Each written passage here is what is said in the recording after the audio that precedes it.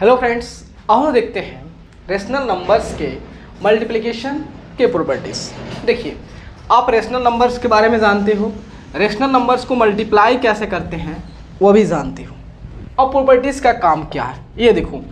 आप तो rational numbers को मल्टीप्लाई करना सीख लिए हो कि रेशनल नंबर्स को मल्टीप्लाई कैसे करते हैं, लेकिन क्या आपने सीखे हो कि जो मल्टीप्लाई कर रहे हो उसको और आसान कैसे बनाया जाए, और उसको आसान कैसे बनाए, कम समय में कैसे उसको सॉल्व कर लिया जाए, कैसे पहले से हम प्रिडिक्ट कर सके कि हाँ ये ऐसा होता है।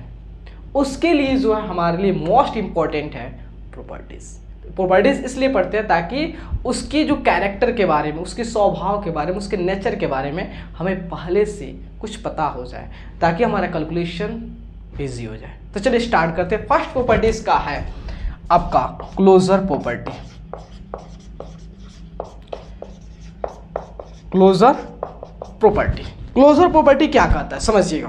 कहता है भैया, अगर आपके पास रेशनल नंबर्स है, अगर आप रेशनल नंबर्स को मल्टीप्लाई करते हो तो क्या रेशनल ही मिलेगा। अगर आप रेशनल को रेशनल से मल्टीप्लाई करते हो तो क्या आपका हमेशा हमेशा हमेशा हमेशा जो है रेशनल ही मिलेगा। मेरा बात कहने का समझिए कि अगर हम रेशनल नंबर रेशनल का रेशनल से मल्टीप्लाई करेंगे तो क्या हमें रेशनल ही मिलेगा। अगर ऐसा है तो इसका मतलब क्लोजर प्रॉपर्टीज जो है ये आपका रेशनल नंबर के मल्टीप्लिकेशन के लिए, ये क्लोजर प्रॉपर्टीज जो है रेशनल नंबर के मल्टीप्लिकेशन के लिए वैलिड होगा। तो चलिए, तो सपोज मान लेते हैं एक हमारे पास R1 रेशनल है और दूसरा जो है R2 है, ठीक है। अगर R1 को R2 से मल्टीप्लाई करेंगे तो हमें क्या रेशनल ही मिलेगा, ठीक है।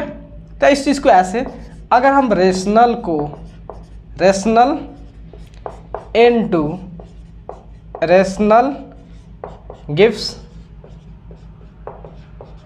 रेशनल, ठीक है, कि अगर रेशनल को मल्टीप्लाई करें तो क्या रेशनल मिलेगा। चलिए देख लेते हैं।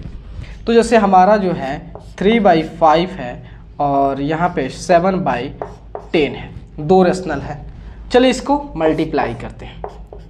तो देखिए, तो मल्टीप्लाई कैसे करते हैं, न्यूमरेटर को न्यूमरेटर के साथ, तो 3 × 7/5 × 10 कितना हुआ 21/50, ठीक है। अब यहाँ देखिए एक और एग्जांपल लेते हैं, -3/7 × जो है 5/3, ठीक है। यहाँ देखिए 3 से ये 3 कैंसिल, तो -5/7। क्या ये रेशनल है, रेशनल है। हाँ, अगर हम रेशनल को रेशनल के साथ मल्टीप्लाई करेंगे तो हमेशा हमेशा आपको रेशनल मिलेगा। तो यही प्रॉपर्टीज हमको सिखा देता है, आगे चल के हमको ये दिक्कत नहीं होगी कि अगर रेशनल को रेशनल से मल्टीप्लाई करेंगे तो हमें कहीं इरेशनल मिल जाए, ठीक है। इसलिए पढ़ते हैं कि हमको रेशनल को रेशनल से मल्टीप्लाई करेंगे तो हमें क्या मिलेगा, रेशनल ही मिलेगा। तो चलिए, ये हमारा हो गया प्रॉपर्टीज। अब सेकेंड प्रॉपर्टीज, चलिए सेकेंड प्रॉपर्टी जो कि है आपका कॉम्यूटेटिव प्रॉपर्टी। कॉम्यूटेटिव प्रॉपर्टी क्या होता है समझिए कि सपोज आपके पास दो रेशनल है, क्या है, आपके पास दो रेशनल है और आपको उसको मल्टीप्लाई करना है। तो क्या आप किसी को किसी में से मल्टीप्लाई कर सकते हो, किसी को किसी में से क्या आप मल्टीप्लाई कर सकते हो। अगर ऐसा है इसका मतलब क्लोजर प्रॉपर्टी, कॉम्यूटेटिव प्रॉपर्टीज जो है वैलिड है, ठीक है। तो देखियो, हमारे पास मान लेते हैं एक R1 रेशनल है, दूसरा R2 है। तो क्या ऐसा संभव है कि R1 में R2 से करे तो R2 में R1 से करे तो हमेशा रिजल्ट सेम आएगा, इसकी जो प्रोडक्ट है वह सेम आएगा। समझ रहे हो, ये आपका कॉम्यूटेटिव प्रॉपर्टी है कि अगर हमारे पास दो रेशनल है तो क्या हम किसी को किसी में से मल्टीप्लाई कर सकते हैं। चलिए एग्जांपल के हेल्प से, तो एक हमारा हो गया 3/5 और एक हो गया 7/5 और इसको हम क्या कर रहे हैं, पहले 3/5 में 7/5 का मल्टीप्लाई कर रहे हैं 21/25। अब क्या कर रहे हैं, 7/5 में जो है 3/5 का मल्टीप्लाई, तो 21/25। तो देखिए यहाँ पे जो है अगर कहें हमारा LHS और यह हमारा RHS, तो देखिए हम R1 में, यह हमारा R1 है, ठीक है, और यह हमारा R2 है। R1 में आप R2 से मल्टीप्लाई करें या R2 में R1 से मल्टीप्लाई करें, हर केस में रिजल्ट सेम आ रहा है। चलिए एक और एग्जांपल लेते हैं। मान लेते 3/7 है और दूसरा जो है आपका 8/5 है, ठीक है। तो 3/7 इंटू 8/5, पहले 3/7 में हमने 8/5 का मल्टीप्लाई कराया, तो कितना 24/35। अब क्या कर रहे हैं, 8/5 में जो है 3/7 से मल्टीप्लाई कर रहे हैं, 24/35। यहाँ पे भी रिजल्ट सेम आ रहा है। इसका मतलब है कि भैया अगर हमें जो है 2 रेशनल दिया हो तो हम किसी को किसी में से मल्टीप्लाई कर सकते हैं। तो देखो अगर आपको ये प्रॉपर्टीज नहीं पता होता तो आपको कन्फ्यूज़न हो सकता था कि नहीं हो सकता था कि अरे भाई कहीं अगर हम इसमें से इसको इसमें मल्टीप्लाई करेंगे या इसमें इसको मल्टीप्लाई करेंगे, कोई रिजल्ट तो अलग नहीं आ जाएगा ना। ये आपके दिमाग में ज़रूर कन्फ्यूज़न होता, लेकिन क्या अब ये कन्फ्यूज़न दूर हो कि नहीं हो गया कि भैया अगर हमारे पास 2 रेशनल नंबर है और उसको मल्टीप्लाई करना है तो हम पूरी तरह से अब स्वतंत्र हैं कि किसी को किसी के साथ मल्टीप्लाई कर सकते हैं, क्योंकि हर केस में रिजल्ट तो सेम ही आ रहा है ना। तो क्या अब डाउट रहेगा? नहीं रहेगा ना। चलिए अब नेक्स्ट प्रॉपर्टी अब देखते हैं दोस्त, एसोसिएटिव प्रॉपर्टी। ये भैया ये क्या कहता है, ये प्रॉपर्टी क्या कहता है भैया, कुछ और नहीं कहता है, ये मात्र इतना सा कहता है कि जहाँ पे आपके पास 2 रेशनल नंबर थे, यहाँ पे आपको पास कह रहा है कि भैया अगर आपके पास 3, 4, 5 हज़ार कितनों भी हो, अगर आप मल्टीप्लाई करना चाहते हो तो आप बेहिचक मल्टीप्लाई कर सकते हो, बेहिचक किसी को किसी के साथ मल्टीप्लाई कर सकते हो। तो ये एक एसोसिएटिव प्रॉपर्टी आपका क्या कहता है, किसमें, आपका रेशनल नंबर के मल्टीप्लिकेशन। तो इसी के लिए हमें क्या करना है, इसको वेरीफाई करके चेक करना है क्या वास्तव में ऐसा है कि अगर हमारे पास कितनों भी रेशनल नंबर हो और हमें मल्टीप्लाई करना हो तो किसी को किसी के साथ कर सकते हैं। तो यही चीज़ हमको वेरीफाई करके देगा कौन, ये प्रॉपर्टी। चलिए हमारे पास 3 रेशनल है, R1 है, एक R2 है और R3 है, ठीक है। ये 3 रेशनल नंबर है, ठीक है, 3 रेशनल नंबर है। तो हम क्या करें, R1 में R2 का मल्टीप्लाई कराएं, ठीक है, और जो भी प्रोडक्ट है उसमें R3 से कर दें, या R2 और R3 को पहले करा दें, जो प्रोडक्ट है उसको R1 से, या R1 और R3 का मल्टीप्लाई कराएं, जो प्रोडक्ट आएगा R2 से करा देंगे, ठीक है। क्या हर केस में रिजल्ट सेम आएगा, देख लेते हैं।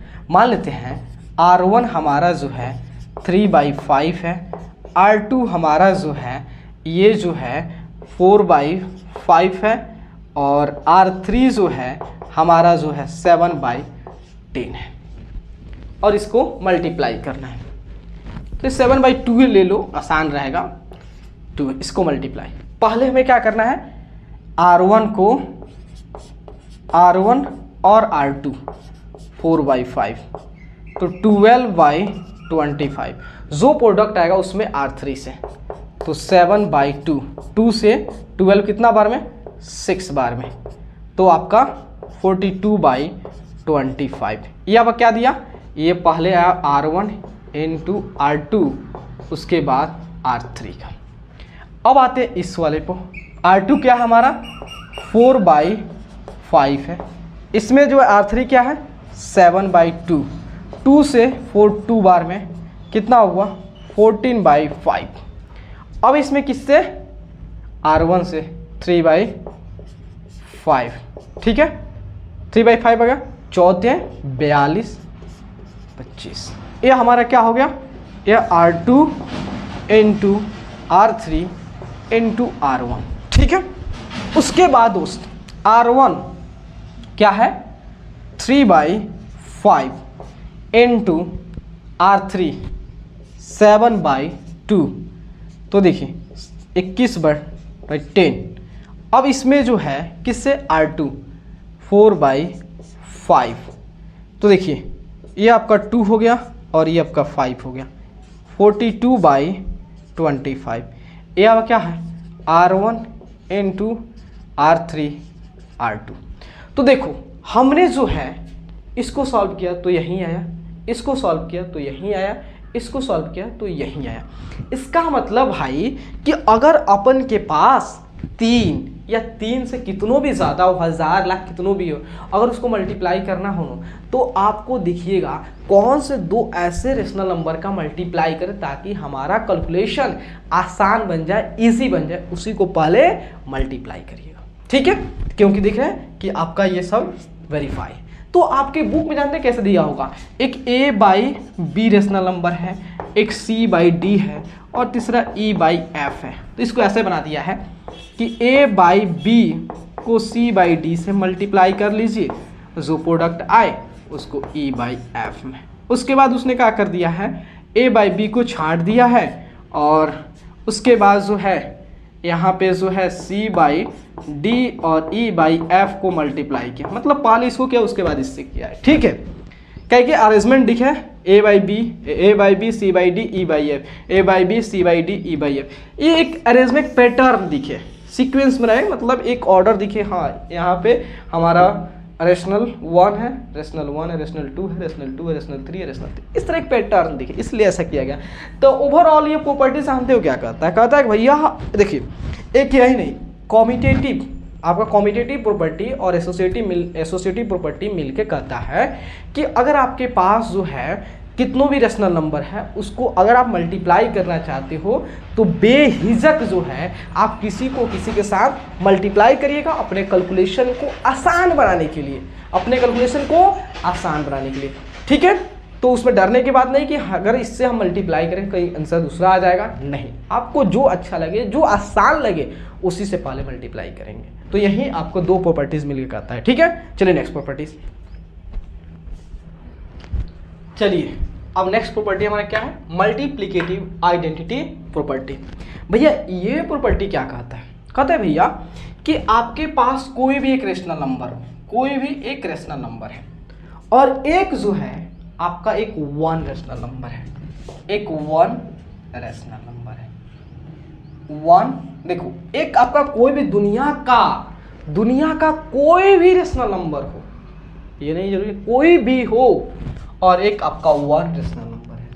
तो कहता है कि भैया कि अगर आपका दुनिया का कोई भी एक रेशनल है और एक 1 रेशनल नंबर है तो अगर आप इसको किसी भी ऑर्डर में मल्टीप्लाई करते हो तो हर केस में इसका प्रोडक्ट जो है 1 आएगा। या मतलब जो कहने का मतलब R में आप 1 से मल्टीप्लाई करें या 1 में R से मल्टीप्लाई करें, हमेशा आपको वही रेशनल मिल जाएगा। कहने का मतलब है दोस्त कि जो है कि रेशनल जो है इस 1 पे अपना कोई इफेक्ट नहीं छोड़ पा रहा है, ये R जो है रेशनल जो है इसकी वैल्यू को चेंज नहीं कर पा रहा है, या अगर जो है ये 1 किसी भी रेशनल नंबर के साथ मल्टीप्लाई हो रहा है तो ये भी अपना इफेक्ट किसी पे छोड़ नहीं पा रहा है। मतलब कहने का मतलब ओवरऑल जो है अगर आपको जब भी कोई भी रेशनल हो और उसको जो है 1 से मल्टीप्लाई करना हो तो आप बेहिचक वही रेशनल नंबर लिख दीजिएगा। ठीक है, तो जैसे में आपका हो गया 4/5 को 1 से करना है तो क्या होगा 4/5, या 1 में जो है 4/5 से करना हो तो फिर भी 4/5। अगर -4/3 को 1 से मल्टीप्लाई करना हो तो -4/3, या 1 में -4/3 का मल्टीप्लाई करना फिर भी -4/3। यार 1 से कोई फैक्ट ही नहीं पड़ रहा है, 1 से कोई फैक्ट ही नहीं पड़ रहा है। इसका मतलब जो है ये 1 को कोई अपना इफेक्ट नहीं छोड़ पा रहा है, इसलिए इसको कहा गया आइडेंटिटी। लेकिन किस केस में आइडेंटिटी है, ये मल्टीप्लिकेशन में, तो इसलिए कहा गया इसको मल्टीप्लिकेटिव आइडेंटिटी। मल्टीप्लिकेटिव आइडेंटिटी क्या कहा गया, 1 को मल्टीप्लिकेटिव आइडेंटिटी, क्योंकि जो है ये अपना जो है कोई इफेक्ट ही नहीं, अपना कोई उस पर अपना असर ही नहीं छोड़ पा रहा है, इसलिए 1 क्या कहा गया, मल्टीप्लिकेटिव आइडेंटिटी। समझ गए? चलिए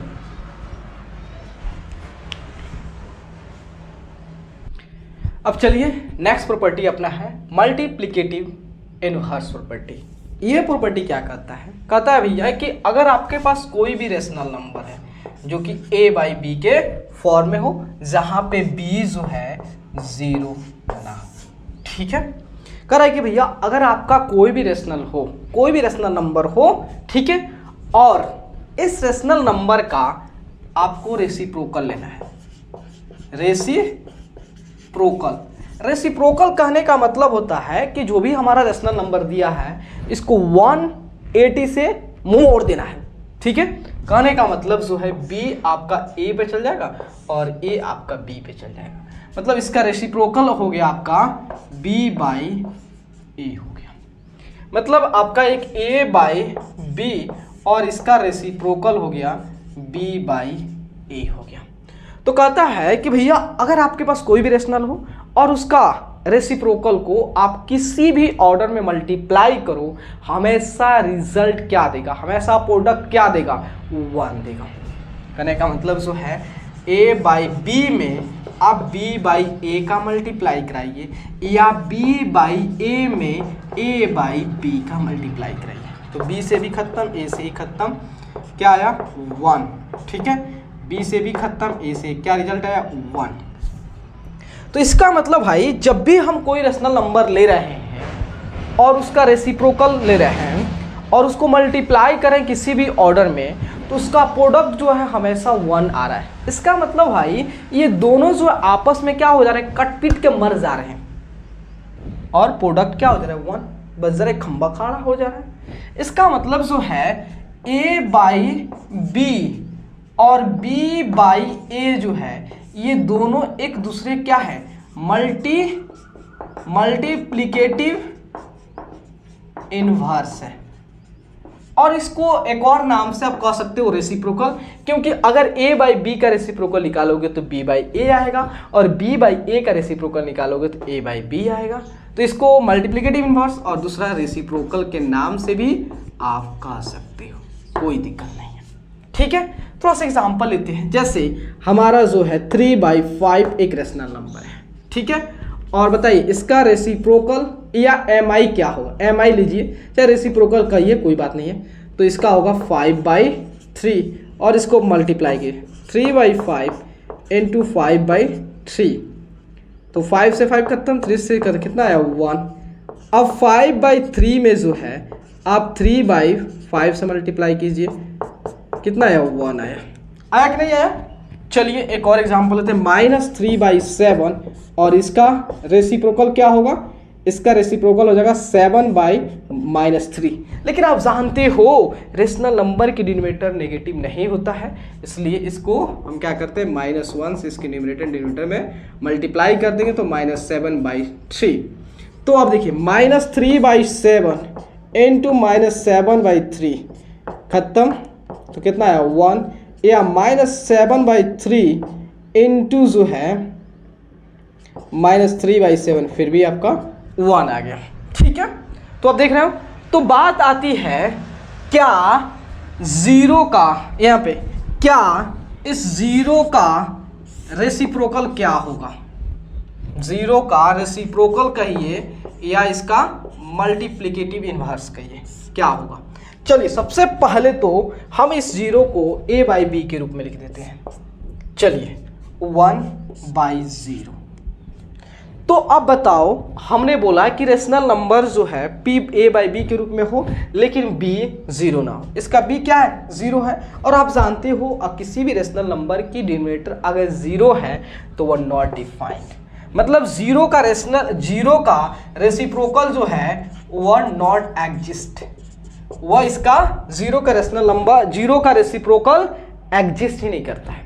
अब बात है कि 1 का रेसिप्रोकल क्या होगा, तो 1 का रेसिप्रोकल जो है आप देखो, इसको 1/1 लिखो तो 1/1 क्या आ गया 1, मतलब 1 का रेसिप्रोकल 1 और -1 देखिए -1 का रेसिप्रोकल लीजिए तो -1 बाई, अब देखिए यहाँ पे तो इसको p/q के रूप में, तो 1/-1, फिर से इसको -1 से इसके डिनोमिनेटर और न्यूमरेटर मल्टीप्लाई कीजिए तो -1/1 कितना आ गया, -1 का रेसिप्रोकल क्या आ गया, -1 ही आया।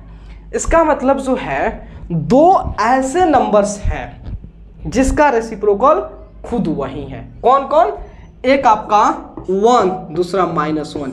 इसका रेसिप्रोकल जो है, रेसिप्रोकल इट सेल्फ है, इट सेल्फ है, ठीक है, मतलब खुद वही है। जब आप 1 और -1 का रेसिप्रोकल निकालोगे तो खुद वही आ जाएगा, आपका क्वेश्चन आएगा। और जब 0 का रेसिप्रोकल निकालोगे तो ये एग्जिस्ट ही नहीं करेगा। तो ये 3 पॉइंट्स होता है, 1 पॉइंट ये और 2 पॉइंट ये, थोड़ा सा दिमाग में रखिएगा, ठीक है। चलते हैं।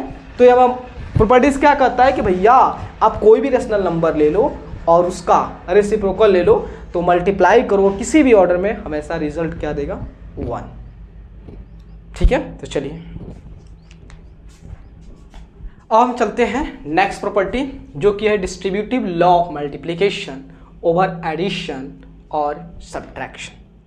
तो सबसे पहले दोस्त हम इस एडिशन वाले कंसेप्ट को देखेंगे। ये क्या कहता है, देखिए अगर आपके पास 3 या 3 से कितनों भी ज़्यादा रेशनल नंबर हो, 3 या 3 से ज़्यादा कितनों भी रेशनल नंबर हो, जैसे आपका एक a/b है, एक c/d है और एक e/f है। लेकिन यहाँ पे है कि आपको ये कंडीशन दिया हो कि इस 2 को ऐड करना है और इससे मल्टीप्लाई करना है। तो इस चीज़ को जो है कितने तरीके से आप कर सकते हो, तो 2 तरीके से। कौन कौन, देखिए पहले आप क्या कीजिए, इसको दोनों को ऐड कीजिए, c/d प्लस e/f, ठीक है। उसके बाद a/b से मल्टीप्लाई कर दीजिए। या दूसरा तरीका है, जिस चीज़ को आप ऐड कर रहे हो उसको पहले इससे मल्टीप्लाई करते हैं, मतलब जो है a/b into c/d, a/v into e/f, उसके बाद ऐड करते हैं। तो ये दोनों रिजल्ट आपको सेम, ये दोनों रिजल्ट जो था सेम आपका रिजल्ट देंगे। चलिए दोनों प्रोसेस आपका, ये दोनों प्रोसेस जो है आपका सेम रिजल्ट देगा। तो यहाँ देखिए, तो हम आते हैं, सपोज इसका कुछ आपको समझाने के लिए जो होता है कुछ इसका वैल्यू लेते हैं। जैसे a/b जो है यह हमारा हो गया 3/5, उसके बाद जो है c/d जो है वो मान लेते हैं 7/3 और e/f जो है वो मान लेते हैं 5/3 लेते हैं, इजी लेते हैं ताकि आपको समझाना है। चलिए तो हमारा मान लेते हैं कि यह हमारा LHS है और यह हमारा RHS है, ठीक है। तो यहाँ देखिए, तो c/d क्या है, तो c/d जो दोस्त 7/3 है और प्लस e/f क्या है, 5/3 है, ठीक है। तो यहाँ देखिए, तो आप 3 एलसीएम 3, तो 7 + 5 कितना हो गया, 12, 7 और 5 12/3, 3 से 12 4 बार में। अब जो आपका ये 4 आया हुआ है उसका a/b कितना है, 3/5, तो 3/5 इंटू 4 कितना हुआ, 12/5 आ गया। तो यहाँ पे कितना है, 12/5। अब इसी चीज़ को हम यहाँ पे चलते हैं, a/b कितना है आपका 3/5, c/d कितना है 7/3, उसके बाद a/b कितना है 3/5, e/f कितना है 5/3, 3 से 3 कैंसिल, तो आपका आ गया 7/5, 3 से 3 कैंसिल, 3 से कैंसिल, 5 से 5 कैंसिल। आपको क्या करना है, ऐड करना है। तो यहाँ पे जो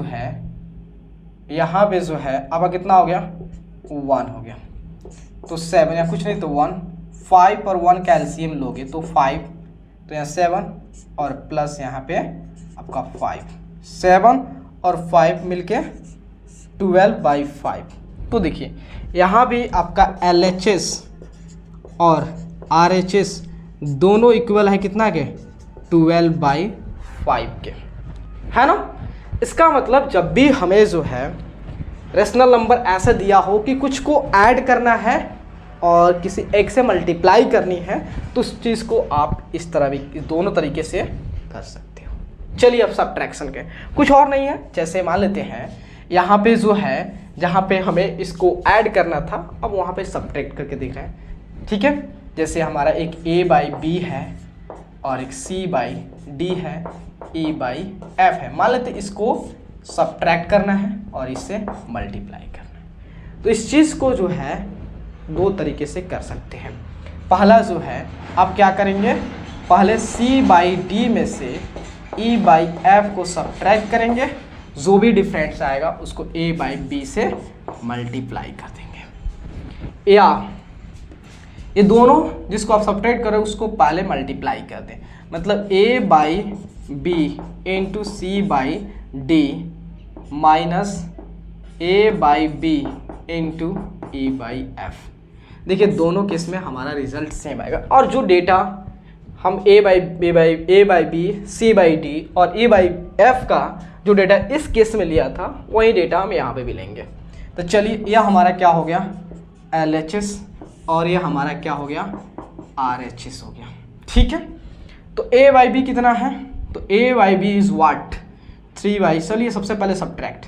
C/D कितना है 7/3 माइनस उसके बाद होता है E/F 5/3, तो कितना हो गया, तो 3 7 में से 5 गया, कितना हो गया, तो आपका 2/3। इसको मल्टीप्लाई करना है A/B से। A/B क्या है 3/5 इंटू 2/3 से 3 कैंसिल 2/5 आ गया, क्या आ गया 2/5। अब चलते RHS में। A/B क्या है आपका 3/5 है, C/D क्या है 7/3 है, A/B क्या है 3/5, E/F क्या है 5/3, 3 से 3 कैंसिल, 5 से 5 कैंसिल, 3 से 3 कैंसिल और इसको सब्ट्रैक्ट, तो 7/5 माइनस 1 कुछ नहीं तो 1, तो 5 यहाँ 7 और यहाँ पे आपका 5 कितना हो गया 2/5। तो यहाँ देखिए यहाँ पे भी आपका LHS जो है इक्वल है RHS से कितना 2/5 के, ठीक है। तो इसका मतलब है कि आपको जब भी इस तरह का कंडीशन को फेस करना हो कि दो को सब्ट्रैक्ट करना हो, आपको यहाँ पे देखिए ये कंडीशन दिया होगा कि आपको C/D में से E/F को सब्ट्रैक्ट करना है, ये कंडीशन एक दिया होगा, या E/F में से C/D को सब्ट्रैक्ट करना। जब ऐसा कंडीशन दिया हो तो आप इस तरह कर सकते हो, आपका हर केस में आंसर जो है सेम आएगा, या आप इस तरह करें तो या इस तरह करते। तो दोनों आपको समझा दिया, distributive law of multiplication over addition वाला एंड सब्ट्रैक्शन वाला। चलिए दोस्त, अब नेक्स्ट प्रॉपर्टी है मल्टीप्लिकेटिव प्रॉपर्टी बाय जीरो। ये प्रॉपर्टी क्या कहता है, ये प्रॉपर्टी कहता है भैया कि अगर आपके पास कोई भी एक रेशनल नंबर है, कोई भी रेशनल नंबर है और एक जीरो रेशनल नंबर है, और जब आप इस दोनों रेशनल नंबर को किसी भी ऑर्डर में मल्टीप्लाई करोगे तो हर केस में आपका जो प्रोडक्ट आएगा जीरो आएगा। मतलब जो है अगर आपका A/B कोई रेशनल नंबर है जहां पे आपको ध्यान देना है B जीरो नहीं होनी चाहिए और एक जीरो है, तो आप A/B में जीरो से मल्टीप्लाई करें या जीरो में A/B से मल्टीप्लाई करें, हर केस में रिजल्ट जीरो ही मिलेगा। जैसे एग्जांपल -3/5 और ज़ीरो लिया, -3/5 इंटू ज़ीरो ज़ीरो, या 0 इंटू -3/5 गिव्स 0, या 2/5 है और एक ज़ीरो है, तो 2/5 में 0 से करिए तो 0, या 0 में 2/5 से मल्टीप्लाई करिए 0। तो इससे होता है कि जब भी आपको रेशनल नंबर अलग अलग दे और 0 से मल्टीप्लाई करना हो तो आप वहाँ पे डरिएगा नहीं। आप जानते हो कोई भी रेशनल नंबर को अगर 0 से मल्टीप्लाई करेंगे हमेशा रिजल्ट प्रोडक्ट जो होता है 0 ही आता है, तो हमेशा आप क्या करें अंडा दे देंगे। चलिए